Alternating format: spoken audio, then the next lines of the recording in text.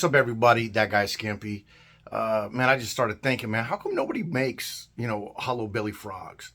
Has no one figured out how to make these things yet?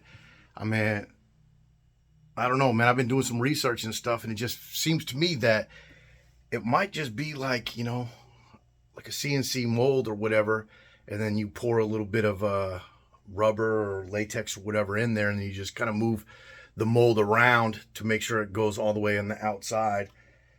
And then, man, you put the hooks and stuff. Man, I don't even know, man. Who knows how to make these? Has anybody tried to make their own hollow belly frogs? I mean, I've taken, a bunch apart and stuff, and I found the insides and, the different kind of hooks and stuff. But that's not the hard part. The hard part is figuring how to actually make the frog. Has anybody out there tried to make their own hollow belly frogs yet?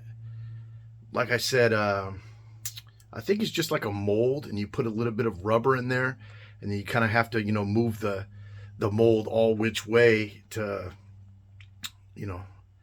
to coat the outside of the mold or whatever, and then it's hollow. I mean, that's the way I'm thinking it, man. The way I was doing some research, and I looked up rotocast.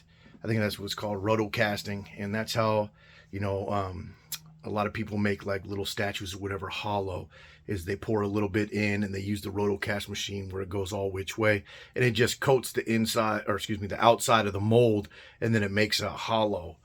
I don't know, is this like an extremely hard thing to do? Because I'm just thinking that if you just have a regular mold and you pour some rubber in there, and then, like I said, you just move it around, I mean, that's what it would be, right? All right, guys. Well, hey, that's just the thought of the day, man. I was just thinking about it. If anybody has made their own hollow belly frogs, let me know, man. Comment below.